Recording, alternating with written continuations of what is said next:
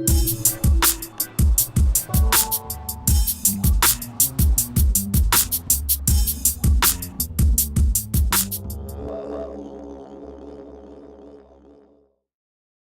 the 8th of November, I packed up my life in Melbourne to teach hairdressing in remote communities, to engage and maybe even inspire something, be inspired. To the disgruntled dismay of a couple hundred people in Melbourne, acting sincere at an effort, but deeper down, on a much more hairier level, they are fretting about their hair. Half-written stories and a community of poets, friends, family, artists and life lovers, but most of all, humans that I love. And hardest of all was leaving my best friend, my black shadow, my unconditional love, keeper of my secrets, protector at night, my 24-hour cuddle, Chica. In an ideal world where being an idealist is enough, nearing 30, I was a perfect candidate to stay home and save some big bucks in the big smoke. On paper, it seemed I was a pretty good catch. So had I decided to stay, my next goal would have been to find a fella and try have a couple kids. Whilst my body is still ripe and recovers well from being stretched, changed, reshaped and tired. But there was something else becoming so loud it was almost paralyzing. It was the desire that was pushed and pushed and pushed behind the to-do lists, social events and running of a business. It was the calling to live in the outback. 4 years ago in Darwin, I went to watch a show at the arts centre called Wrong Skin. I sat down. And within minutes, I'm not really sure of how many minutes, I was feeling things breaking inside my body that had never been activated. It was a performance done by a group of boys who call themselves the Chuki Dancers, from Elcho Island. Elcho Island is a small island isolated with only about 2,500 people living within it, located at the top of Australia in the Arafura Sea. As a gesture, bigger than words, bigger than us, this boy, the brother of a sister with some special needs, rounded up a small mob of boys and decided to recreate the traditional Greek dance, the Zorba, with an Aboriginal twist. This gesture was to give thanks, one of the smallest things, one of the simplest things. Thank you. Through the use of several different mediums, created a vibrant and unforgettable story of life for Indigenous people occupying this land before now and forever after now, in a place that swallows you whole and contains no words to do any of the joy and devastation justice. But, as Rumi once wrote, where there is love, there is sure to be heartache.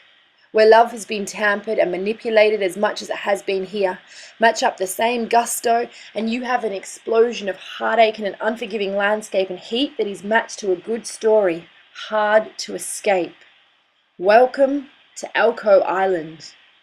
So 4 years later, when I was grieving at a friend's funeral, the pain of death highlighted my fears and brought those pushed back desires which had never been given a chance on the mic. A loud voice, and as clear as night. When the addicted and sabotaging voices wanted to shout, there were two things much louder. With the new voice on the mic I had not heard before, it said, I want to sit this one out sober. I need to move up north. That's all I knew, and I knew. As natural and graceful as knowing to put your undies on in the morning, well, most mornings. This time with the journey in mind rather than the destination. A few days later, a client of mine put me onto a man. This man was a nurse for quite some time on a place called Elcho Island. So, over dinner, he asks, what do you want? Whew! I say to live there. I say to be useful. I say I don't know. I say I don't know how to fix it. I say I don't know what it is. I say I have skills and passion and I want to be used. I say I can't ignore this anymore. I say I want hairdressing to be taught and used in community to create engagement and social change. I say this art form saved me and made me feel normal. And lastly, I say, this city doesn't make sense to me at the moment. I am sad, but I am strong. The man says I have said all the right things. Fast track to 2 months from that dinner, November 8th, 2012. I pack up my life. And I'm living on Elcho Island. Once the initial excitement of the move simmered, I'm nurtured and reassured I've made the right decision, because that feeling that was growing down deeper and deeper and making me more unhappy disappeared. But grass isn't always greener on the other side. Even though The old fears are gone, even though the same old questions are gone. They are quickly replaced with new questions and new fears, except I'm quickly, but also very slowly, learning that in this isolation, you can't escape you. So, to survive, honesty isn't a great idea. It's a necessity. Honestly, harmlessly, and gracefully. Lesson 1, day 1. Throw away any expectation or idea of time immediately. Elko Island offers new meanings to contradiction, heat, being watched, politics, culture, history, pain, hopelessness, and again, time.